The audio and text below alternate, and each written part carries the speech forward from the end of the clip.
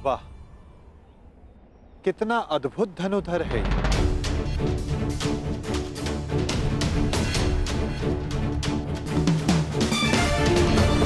वासुदेव, आप प्रणिपात। ये मेरा सौभाग्य है कि मैं आपसे टकराया।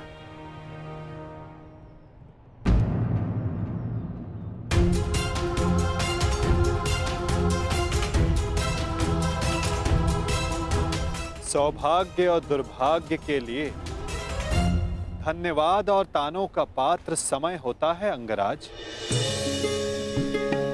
मनुष्य नहीं। उचित परिस्थिति में, उचित समय पर, उचित मनुष्य से मिल जाना सौभाग्य होता है और अनुचित परिस्थिति में उचित मनुष्य से मिलना दुर्भाग्य होता है कर्ण। आपका टकराना तो उचित ही होता है वासुदेव, इसलिए यह सौभाग्य होता है। आज्ञा दीजिए। प्रणिपात।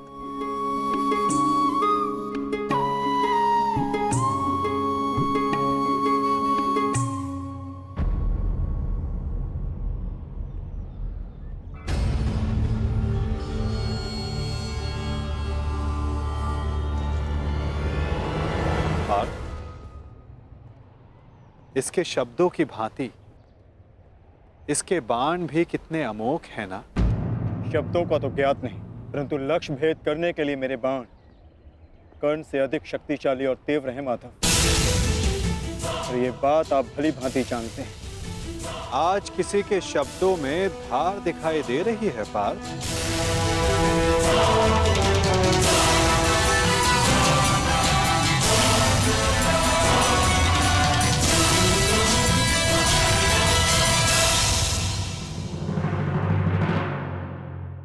पार्थ, इसके शब्दों की भांति इसके बाण भी कितने अमोघ हैं ना। शब्दों का तो ज्ञात नहीं, परंतु लक्ष्य भेद करने के लिए मेरे बाण कर्ण से अधिक शक्तिशाली और तीव्र हैं माधव। और ये बात आप भली भांति जानते हैं। आज किसी के शब्दों में धार दिखाई दे रही है पार्थ।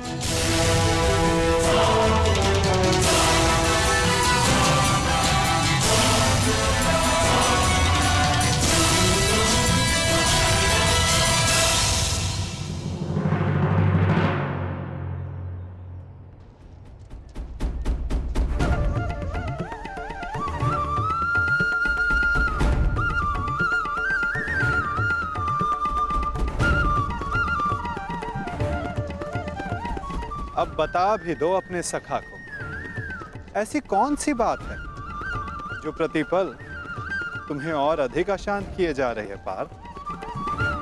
आप तो ऐसे कह रहे हैं माधव, जैसे कि आप तो कुछ जानते ही नहीं। कैसे जानूंगा, मैं कोई अंतर्यामी थोड़ी ना हूं।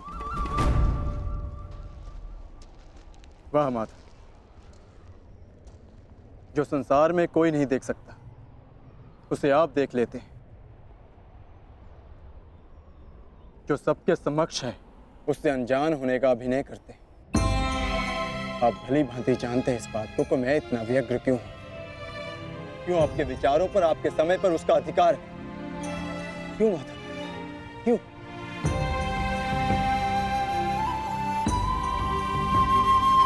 प्रशंसा उसकी की जाती है पार्थ जो प्रशंसा के योग्य होता है। महत्व उसे दिया जाता है जो महान होता है। और समय उसे दिया जाता है जो स्वयं समय को परिवर्तित करने की शक्ति रखता हो। और मैं क्या, कर्ण की कुशलता और लगन को देखकर उस पर कोई भी मोहित हो सकता है। ऐसा कोई नहीं जो कर्ण की कुशलता को अनदेखा कर सके। केवल उनके जो उसके प्रति ईर्ष्या रखते हैं। बस बस माधव, रुक जाइए।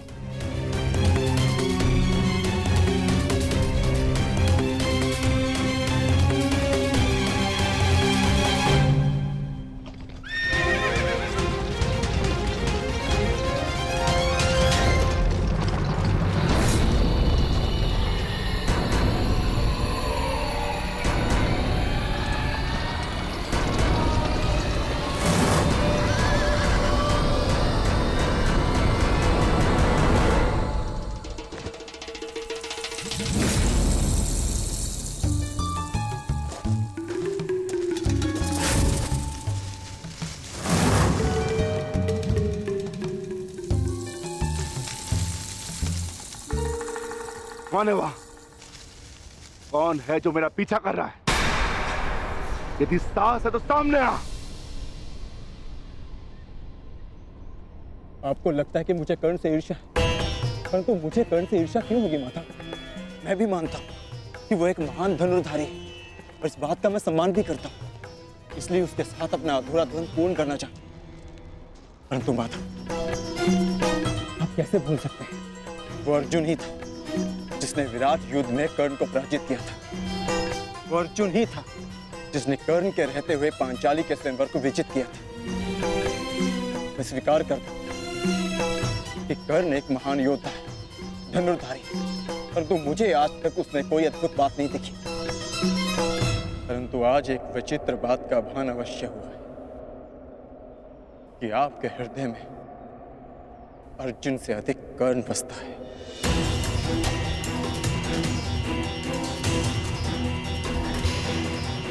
पार्थ,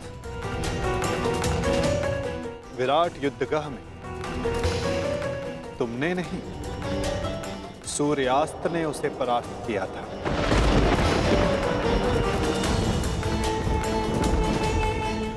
पांचाली के स्वयंवर एक सूत के प्रति क्षत्रियों के दीर्घाह ने जीता।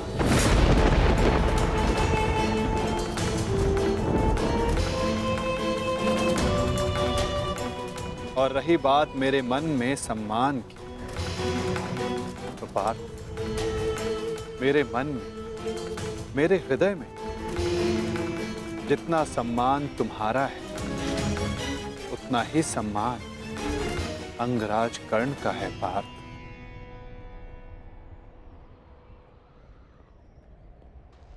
जलधारा की शक्ति का अनुमान उसकी सतह को देखकर नहीं लगाया जा सकता। पार्थ,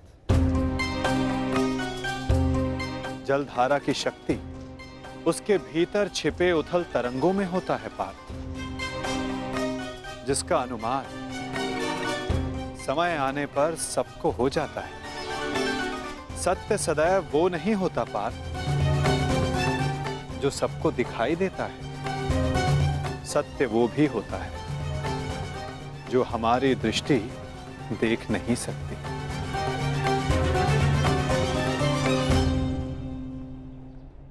और बहुत शीघ्र तुम्हें उसका अनुमान भी हो जाएगा।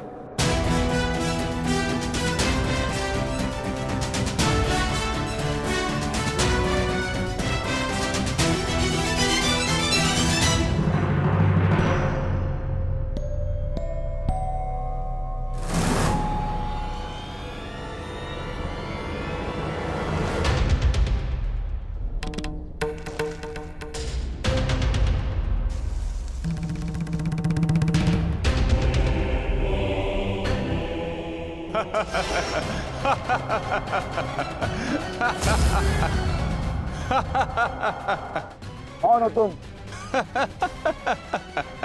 तुम्हें अनुमान भी है? किस पर हंस रहे हो?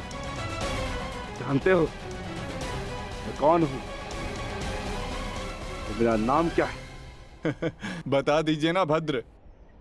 आपका रूप देखकर तो भय लगता नहीं, कदाचित आपका नाम इतना भयंकर हो जिसे सुनकर मेरी हंसी चली जाए। तुम जानते हो मैं कौन हूं? यदि मैंने अपना परिचय दे दिया तो तुम श्वास भी नहीं ले पाओगे। और यदि मैंने आपके कर्मों का दंड दे दिया तो आप अपना नाम भी भूल जाएंगे भद्र।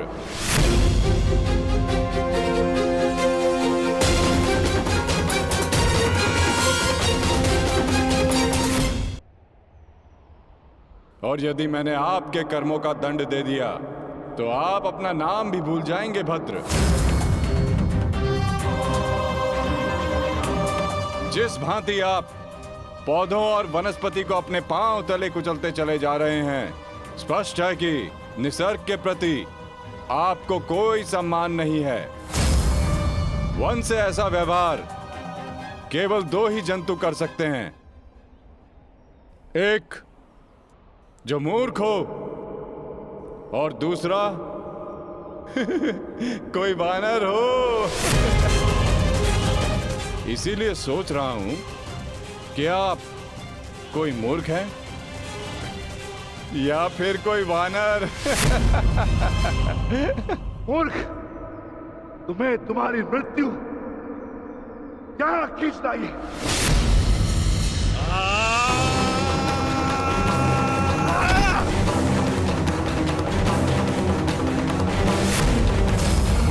बड़ा चतुर बनता है।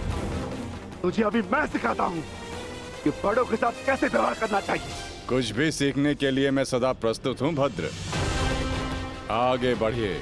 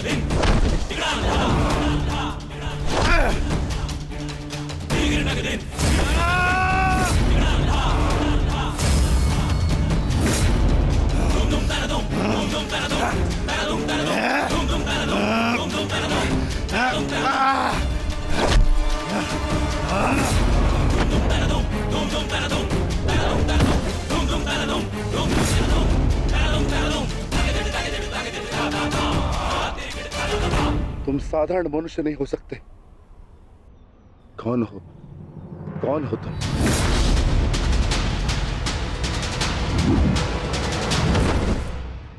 कहा था ना, अपना परिचय देना भूल जाओगे। अब सुनो मेरा परिचय। मैं हूं बर्बरीक, घटोत्कच पुत्र बर्बरीक।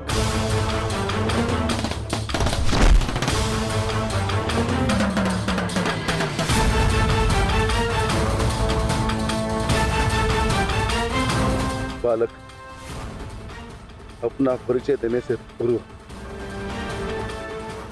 मेरा नाम तो जान लेते।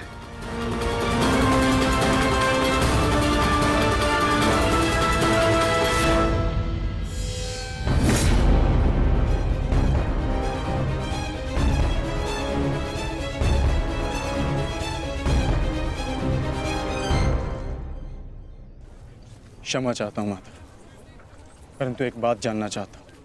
ऐसा क्या है उस कर्ण में जो वो कर सकता है और वही सब उससे अधिक कुशलता से मैं कर सकता हूँ? अवश्य पार्थ, अवश्य तुम कर सकते हो, परंतु कर सकने में और कर लेने में बड़ा अंतर होता है पार्थ। अर्थात?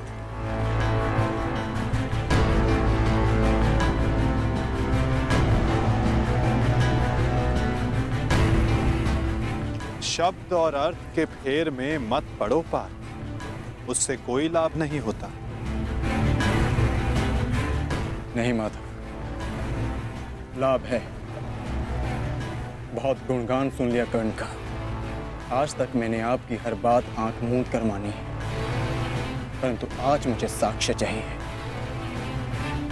प्रमाण चाहिए कि कर्ण श्रेष्ठ क्यों है। तुम्हें पूर्ण विश्वास है पार्थ कि तुम प्रमाण पाना चाहते हो? हाँ माता। ठीक है अर्जुन, मैं तुम्हें सिद्ध करके दिखाता हूं। कदाचित उसके पश्चात तुम्हें विश्वास हो जाए। यदि फिर भी विश्वास ना हुआ तो?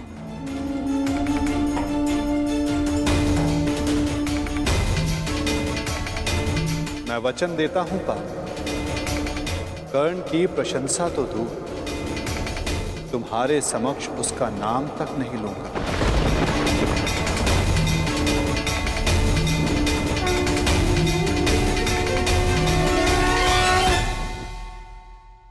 साक्ष्य चाहिए कि कर्ण श्रेष्ठ क्यों है। मैं तुम्हें सिद्ध करके दिखाता हूं,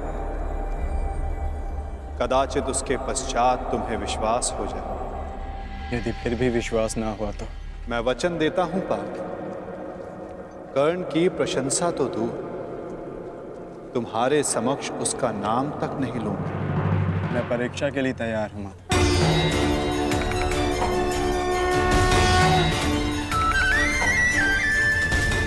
उन दो पर्वतों को देख सकते हो पार्थ?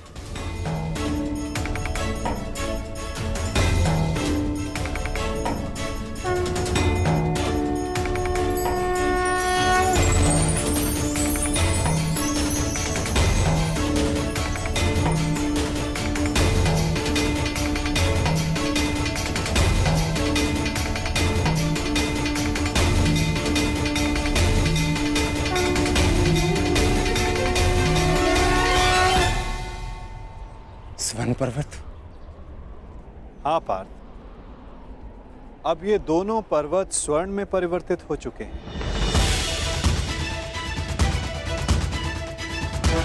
अति सुंदर। स्वर्ण वो वस्तु होती है पार्थ, जिसे हर कोई अर्जित करना चाहता है। और अब मैं ये कहता हूं कि इन दोनों स्वर्ण पर्वतों पर तुम्हारा अधिकार है।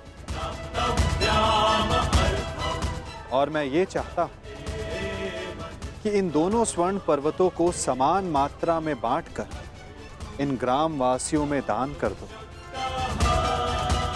परंतु पार्थ, एक बात का स्मरण रखना, इन पर्वतों का सारा स्वर्ण दान करना होगा।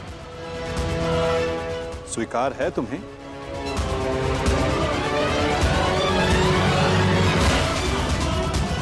मुझे स्वीकार।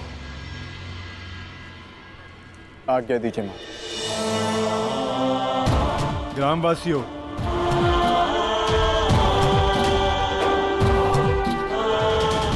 मैं पांडु पुत्र अर्जुन ये घोषणा करता हूं, ये दोनों स्वर्ण मेरु समान मात्रा में विभाजित करके आप सबको दान में दिए जाएंगे।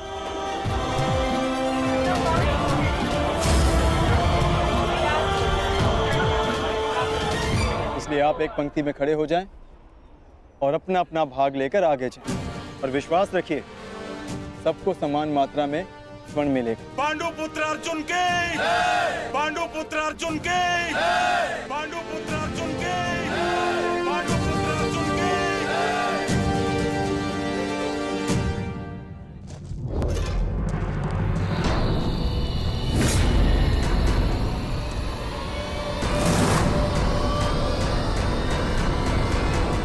ये क्या है पुत्र? अब कौन सी समस्या उठा लाए अपने कंधे पर? हाँ बार्बरिक, कौन है ये? और इनकी ये दशा किसने की? चिंता ना करो माता, ये केवल मूर्छित ही हुए हैं। परंतु कैसे? बस ये मुझे चुनौती देने की भूल कर बैठे। मुख से तो ये मूर्ख नहीं लगते, पर कार्य मूर्खों वाला कर बैठे।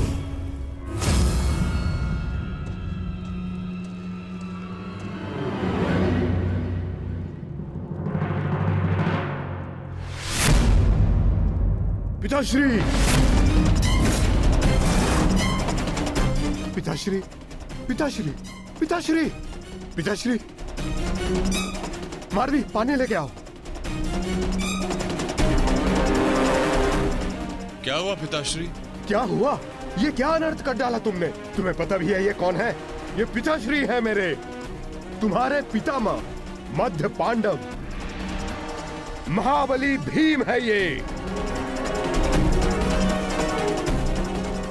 जिनका सम्मान करना चाहिए उन पर प्रहार कर उनको अपमानित कर दिया। लज्जा आती है मुझे कि तुम मेरे पुत्र हो। हाँ, जो तुमने किया वो मूर्खता नहीं, पाप है।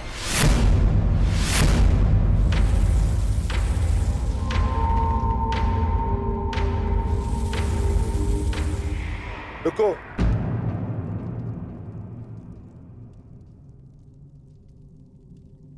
पिताश्री, मैं अपने मूर्ख पुत्र की ओर से क्षमा मांगता हूं। क्या ये मेरा पौत्र है। प्राणिपात पितामह, अपनी उद्दंडता पर मैं लज्जित हूं।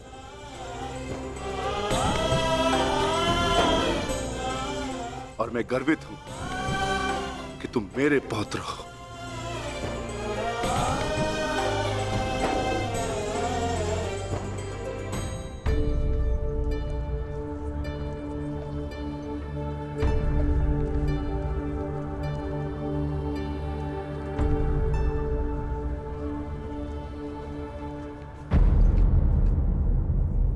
जिस भीम को जरासंध भी परास्त नहीं कर पाया, उसे धूल चटाकर बार्बरिक ने यह सिद्ध कर दिया वो कुशल योद्धा है।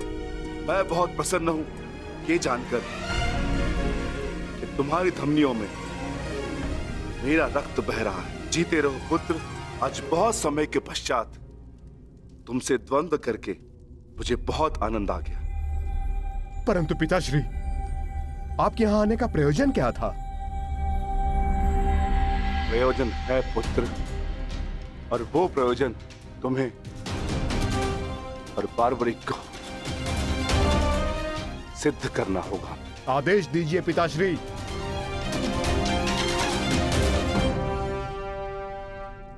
कौरवों और हमारे मध्य महायुद्ध आरंभ होने वाला है। तुम मेरे वंश के वीर हो। हमारे पक्ष को शक्तिशाली बनाने के लिए मुझे इस महायुद्ध में मेरे परिवार की आवश्यकता है। मुझे मेरे कुशल और बलवान पुत्र और पौत्र की आवश्यकता है। क्या तुम मेरा साथ दोगे? हम आपके आदेश के अनुपालन के लिए प्रस्तुत हैं पितामह। इस युद्ध में आपके लिए प्राण देना हमारे लिए गर्व की बात होगी। मेरा परिवार मेरे साथ है, तो इस महायुद्ध में हमारी विजय निश्चित है।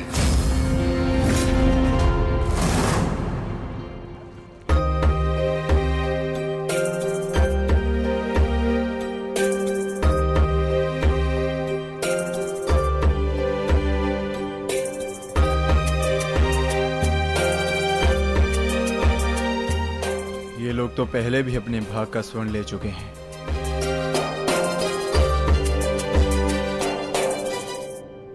ये लीजिए माते। पुत्र, ये युद्ध संसार के इतिहास का सबसे भीषण युद्ध है। क्या तुम्हें भय नहीं लग रहा? माते, क्या आपको अपने पुत्र पर विश्वास नहीं है? मैं एक योद्धा हूँ और मेरा जन्म एक दैत्य परिवार में हुआ है। युद्ध से भयभीत होना न एक योद्धा का धर्म है और न ही दैत्य का गुण। आपके पुत्र का कौशल युद्ध में निसंदेह महत्वपूर्ण साबित होगा। मैं नहीं जानता कि कौन उचित है और कौन अनुचित, कौन दोषी और कौन पीड़ित। मैं युद्ध लड़ूंगा तो केवल न्याय के लिए। अपने रण कौशल, प्रतिभा और साहस से सबको आश्चर्यचकित कर देगा आपका पुत्र। मुझे तुम पर गर्व है पुत्र।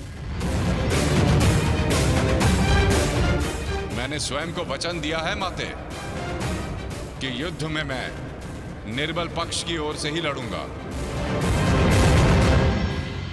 चलें पुत्र। अवश्य पिताश्री।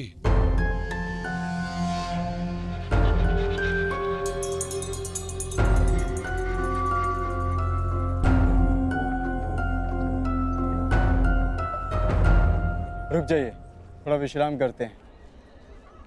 कुछ समय पश्चात पुनः प्रारंभ करें।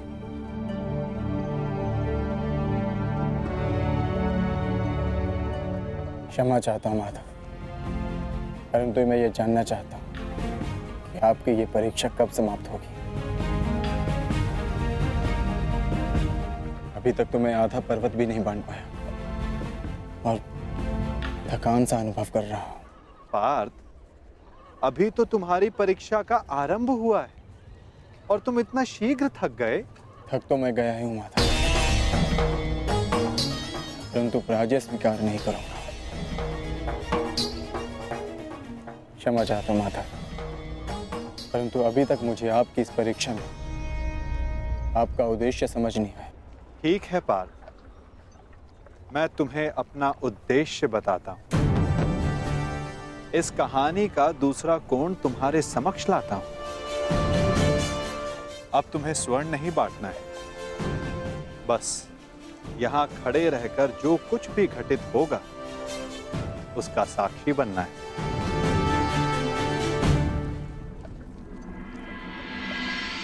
दिव्य दृष्टि से बाण शक्ति से जीते ये सारा रण, शांत चित्त धरे आत्मबल भरे जीते हर बाधा गण। सूर्य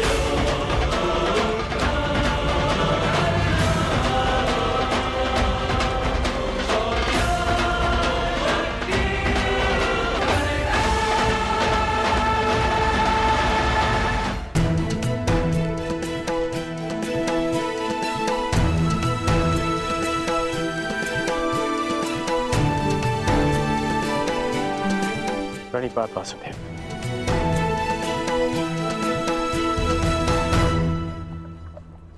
आदेश कीजिए कि कैसे आपने मुझे स्मरण किया।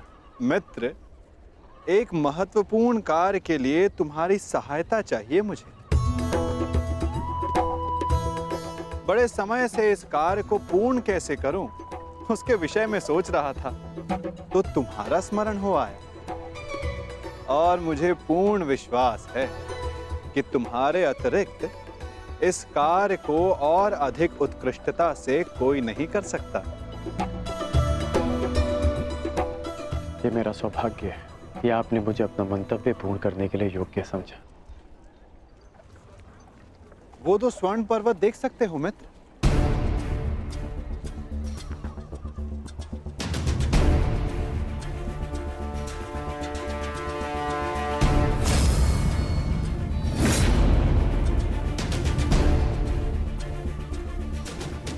अब इन स्वर्ण पर्वतों पर तुम्हारा अधिकार है, और मैं चाहता हूं कि इन स्वर्ण पर्वतों को तुम समान मात्रा में बांटकर इन ग्राम वासियों में दान कर दो। परंतु एक बात का स्मरण रखना मित्र, इन दोनों स्वर्ण पर्वतों का सारा स्वर्ण दान करना होगा। जो आदेश वासुदेव।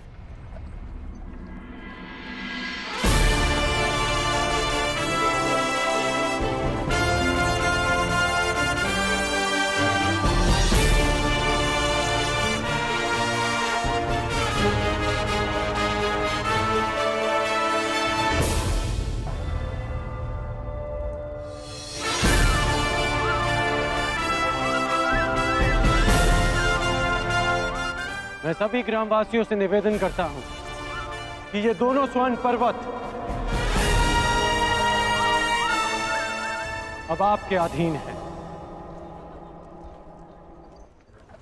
आप सब जाकर इस सारे स्वर्ण को आपस में समान भाग में बांट लें।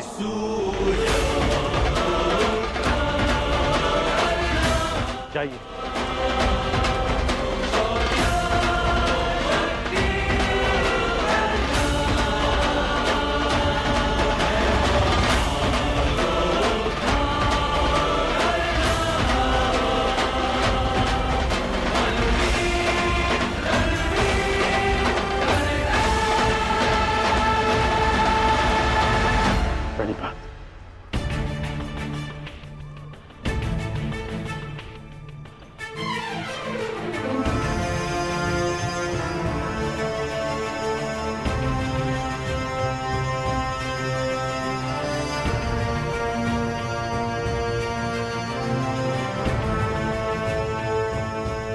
तुम्हें ये स्वर्ण इन ग्राम वासियों में बांटना था,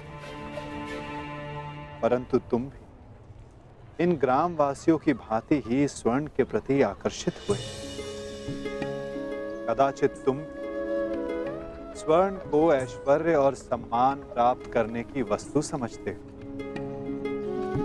तुमने अपने अनुमान से इस स्वर्ण को इन लोगों में दान किया, परंतु तुम्हें इसका ज्ञात नहीं था कि किसको कितनी आवश्यकता है। और कर्ण के मन में इस स्वर्ण को लेकर कोई आकर्षण, कोई लालच नहीं था पार्थ। और ये सब ग्राम वासियों में दान करके वो वापस लौट गया। पार्थ, जिस पर दान करने का उत्तरदायित्व हो, उसके मन में वस्तु के प्रति लोभ नहीं होना चाहिए।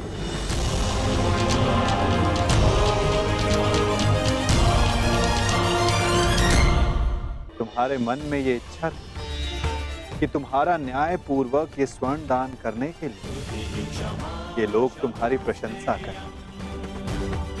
और कर्ण के मन में केवल कर्म करने की इच्छा थी पार्थ, फल पाने की नहीं। ये वितरांग गुण, ये विरक्ति मनुष्य का लक्ष्य पाने, उसका दान करने के संकल्प को दर्शाता है। एक समय था पार्थ कि तुम केवल चिड़िया की आंख को देखते थे, परंतु आज तुमने केवल चिड़िया की आंख को नहीं, पूरी चिड़िया को देखा। उसकी चाह पूर्ण करने की राह को देखा। और यही अंतर है तुम में और कर्ण में पार्थ। वही अंतर जो एक सामान्य मनुष्य और विशेष मनुष्य में होता है। मैं आपका तात्पर्य समझ गया माता, और ये भी समझ गया कि आपके हृदय में कर्ण का स्थान मेरे स्थान से ऊपर क्यों है। नहीं पार्थ, ऐसा नहीं है।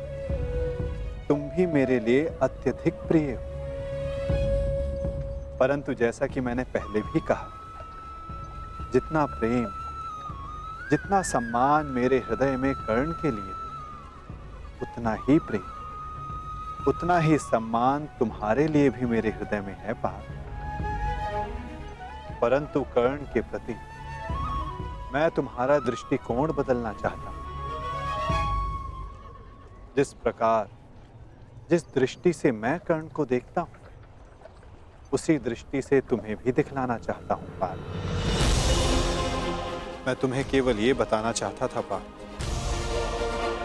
कि क्यों कर्ण को दानवीर कर्ण के नाम से जाना जाता है। मैं समझ गया माता, आप धन्य हैं।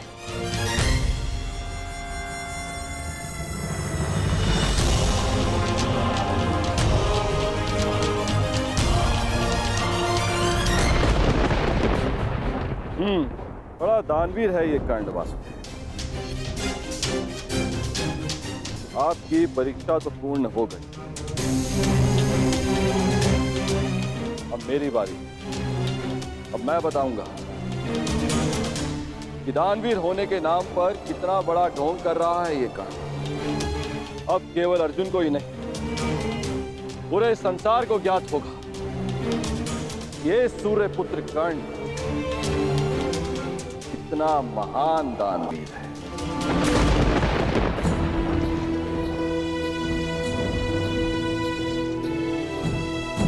मित्र, तुम्हारी परीक्षा अभी पूर्ण नहीं हुई है।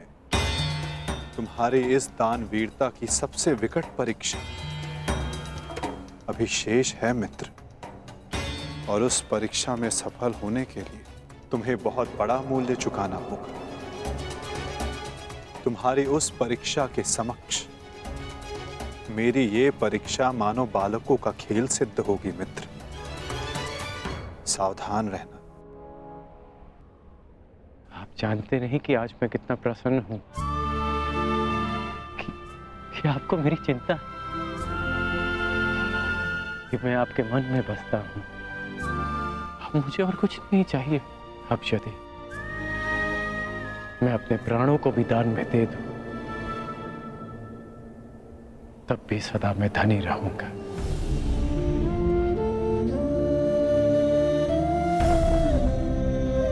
बड़ी बात वासुदेव।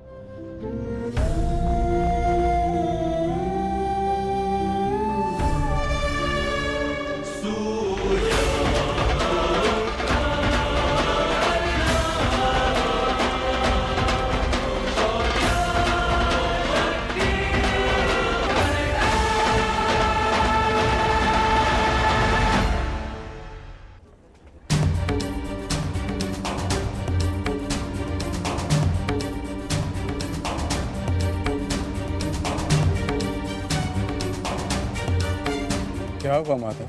कुछ हुआ नहीं पार्थ,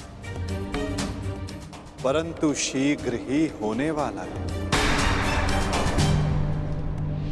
पार्थ, प्रतीत होता है कि तुम्हारे भ्राता विकोदर वापस लौट आए हैं। जाओ, जाकर अपने अग्रज का स्वागत करो। जाओ पार्थ। आप नहीं आएंगे माधव? तुम जाओ पार्थ, मैं कुछ समय पश्चात आता हूं।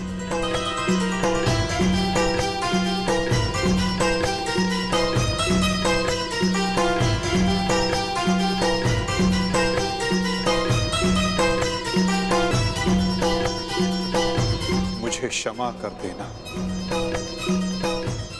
वीर बर्बरीक। बस करो नकुल, मुझे कुछ नहीं हुआ है। कुछ नहीं हुआ? राधा भीम, आप अपनी दशा देख रहे हैं? किसने किया ये सब? बस एक बार उसका नाम बता दीजिए, जीवित नहीं छोड़ूंगा उसे। मैंने।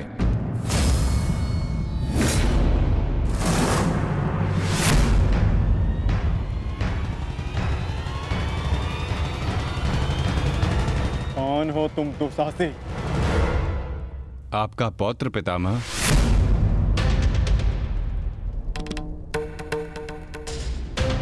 घटोत्कच पुत्र बर्बरीक हूं मैं।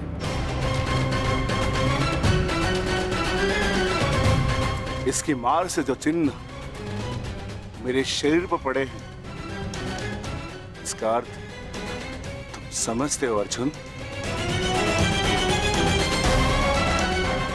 इसका अर्थ है कौरवों पर हमारी विजय तो निश्चित है अनुज।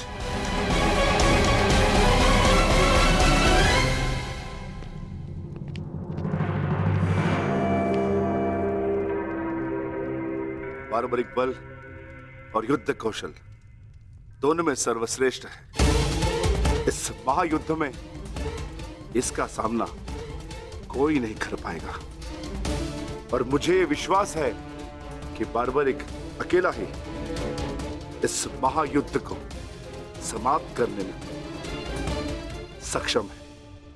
तो ये तो बहुत प्रसन्नता की बात हुई।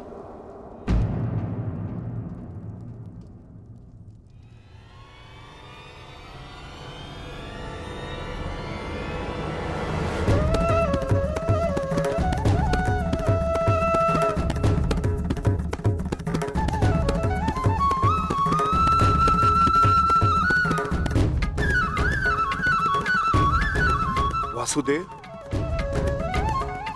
ये मेरा पौत्र बार्बरिक है। बार्बरिक, ये मेरे भगवान कृष्ण।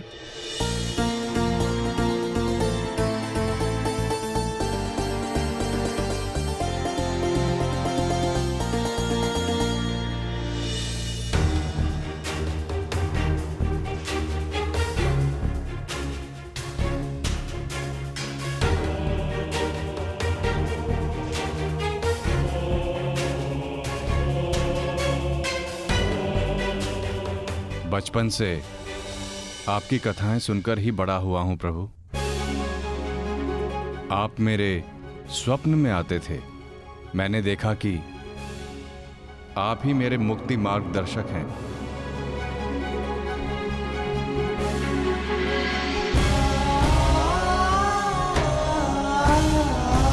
आप ही मुझे मेरे परम लक्ष्य तक पहुंचाएंगे ना प्रभु?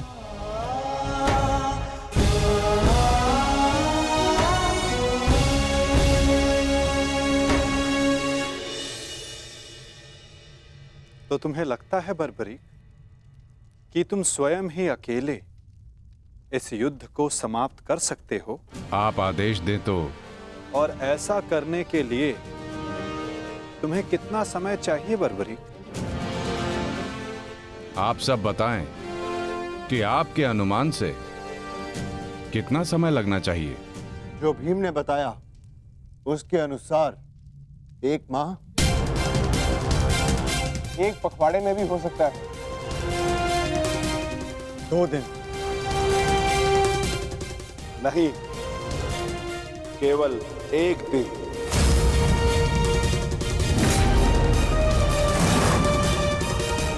बताओ बादरी, सही उत्तर क्या है? किसी का नहीं काकाश्री।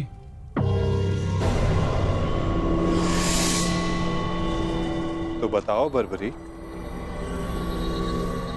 कितना समय लगेगा तुम्हें? केवल उतना जितना 3 बाणों का संधान करने में लगता है।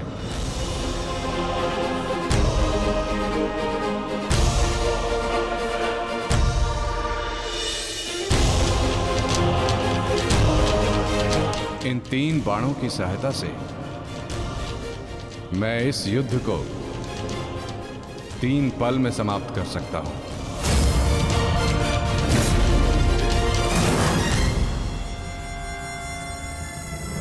चाहे जितने भी शत्रु मेरे समक्ष हों, इन 3 बाणों से मैं सभी का नाश कर सकता हूं।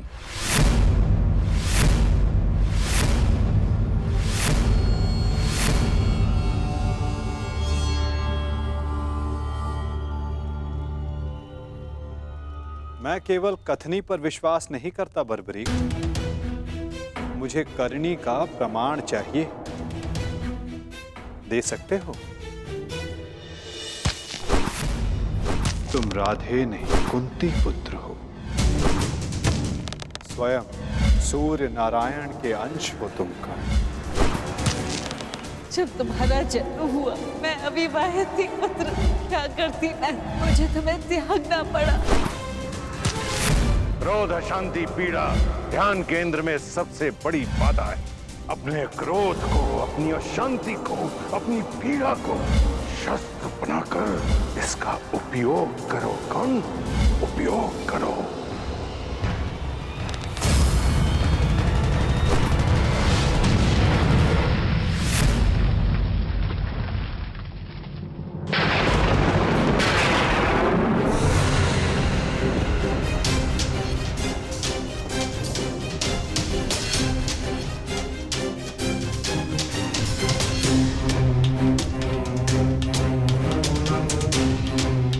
मैं इंद्र हूं, देवराज इंद्र।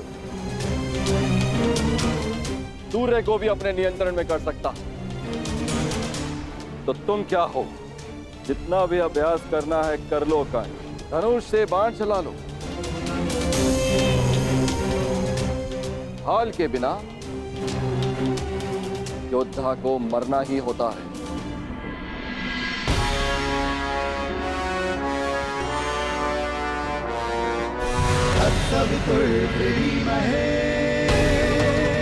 ये आपकी भूल है इंद्रदेव। यदि आप अपने पुत्र का प्रहार बन सकते हैं तो मैं भी अपने पुत्र की ढाल बन सकता हूं। मेरे मार्ग में बाधा मत बनिए सूर्यदेव। जितना प्रयास करना है कर लीजिए, परंतु इस दानवीर कर्ण को कोई नहीं बचा सकता। करना क्या चाहते हैं इंद्रदेव? वही जो मैं सदा से करता आया हूं, अपने शत्रु की दुर्बलता से लाभ उठाना।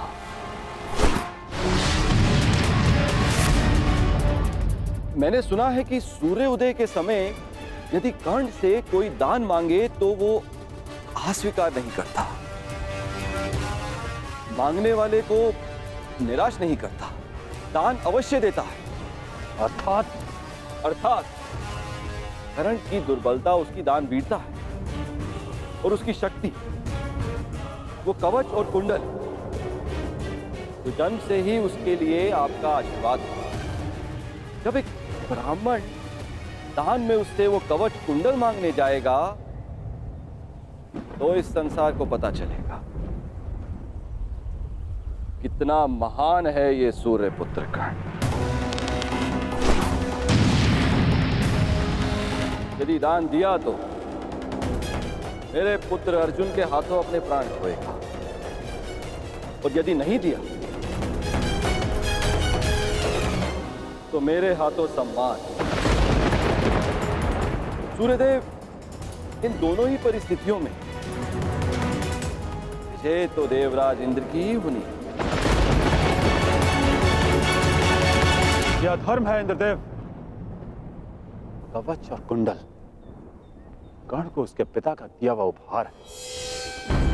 यदि आपका पुत्र मेरे पुत्र को पराजित करने में असमर्थ है तो इस भांति आप एक बहुत ही नीच कार्य करेंगे।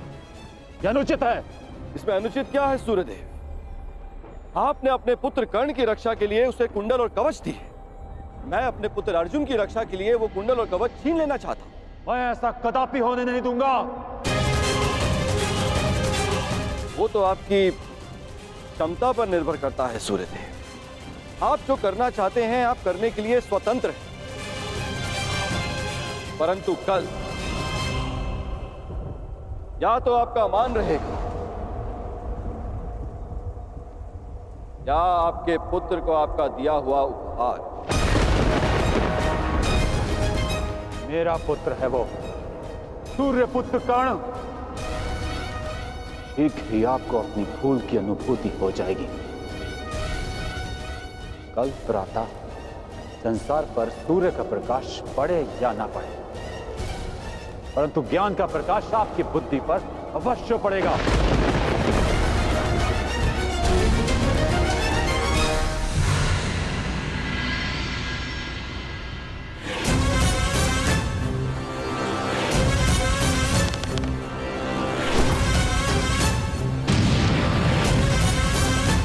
किसी कर्ण ने कहा था यह युद्ध एक यज्ञ है और यज्ञ को सफल बनाने के लिए त्याग और दान करना होता है। सूर्यदेव, तुम्हारे इस पुत्र कर्ण को अपने प्राणों का बलिदान देना होगा।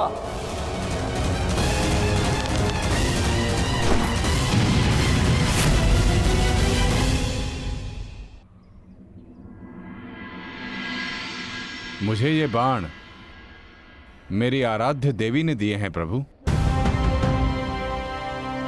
इन बाणों के लक्ष्य पर जो शत्रु होगा उन सभी का नाश हो जाएगा प्रभु। परंतु इतने भीषण युद्ध में तुम अपने शत्रुओं को पहचानोगे कैसे बारबरीक? सभी शत्रुओं पर लक्ष्य साधना इतना सरल कार्य नहीं।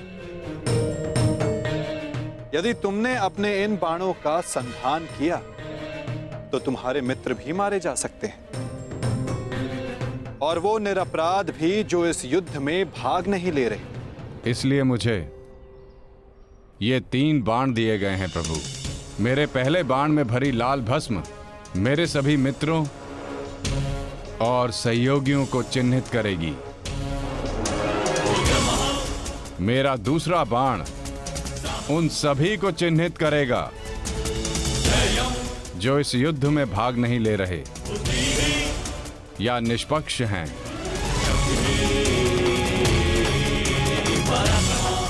और ये तीसरा बाण एक क्षण में उन सभी का अंत कर देगा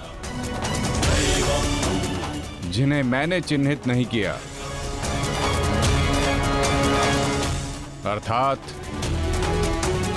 मेरे शत्रुओं का नाश। असंभव, मैं नहीं स्वीकारता। प्रत्यक्ष को प्रमाण की आवश्यकता नहीं है माधव। मैं यहां हूं, आप यहां हैं, और मेरे बाण भी। आप चाहें तो मेरा परीक्षण यहीं ले सकते हैं। बस लक्ष्य बताएं। तो ठीक है बारबरीक, लक्ष्य भी तुम्हारे समक्ष प्रस्तुत है। इस वृक्ष को देख रहे हो? इस वृक्ष के सभी सूखे पत्तों को अपना लक्ष्य बनाओ। परंतु स्मरण रखना बारबरीक, इस वृक्ष का कोई भी हरा पत्ता या कोई भी अध सूखे पत्ते का लक्ष्य भेदन नहीं होना चाहिए। स्वीकार है? आदेश का पालन होगा।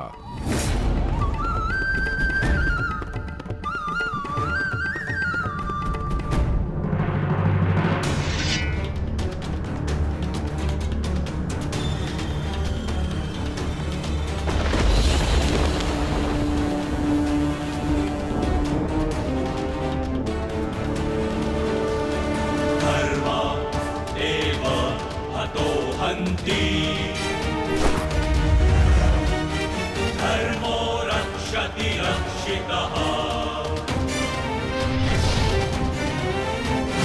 तस्मात् धर्मो न हन्यो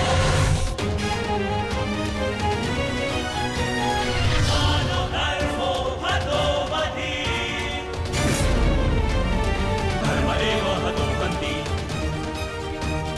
धर्मो रक्षति रक्षितः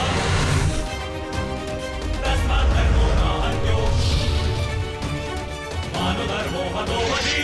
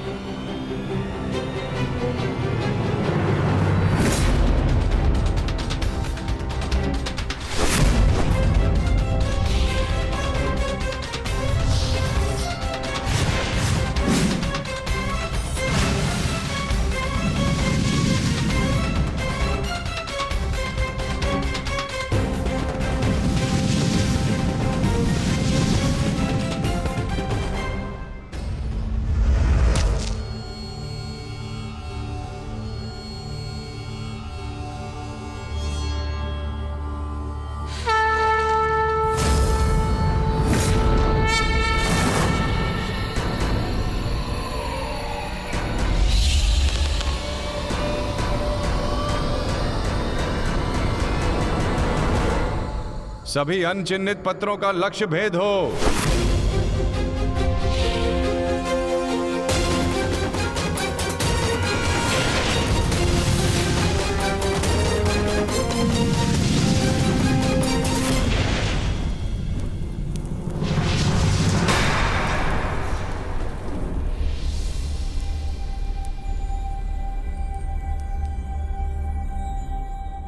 प्रतीत होता है कि कोई सूखा पत्ता शेष रह गया है बारबरीक।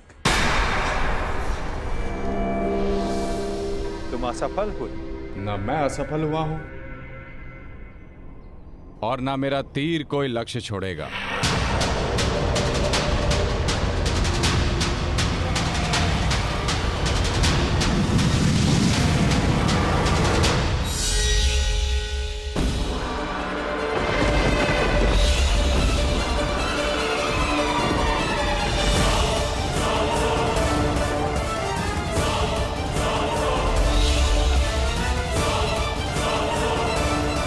आपके चरण मेरे बाण के लक्ष्य के मध्य में आ रहे हैं प्रभु।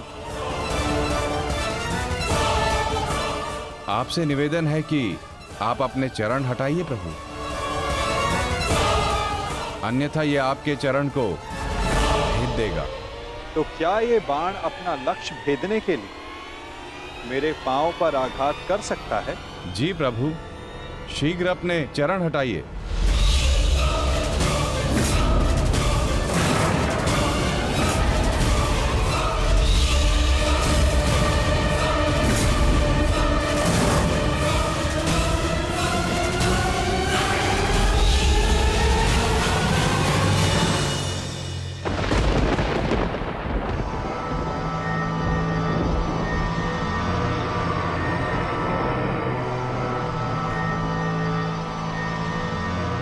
ये क्या किया वासुदेव? मेरा वरदान था कि ये बाण कभी लक्ष्य चूकेंगे नहीं। मैं वासुदेव आपके वरदान का मान अवश्य रखूंगा।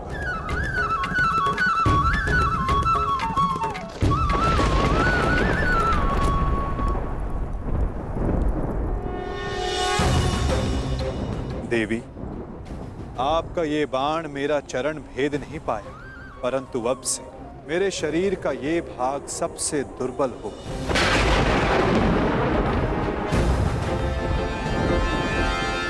और अब कोई भी बाण मेरे इस स्मरण स्थल को भेद पाएगा। ये मेरा वचन है देवी, और यही मेरे इस देह को त्यागने का कारण बनेगा।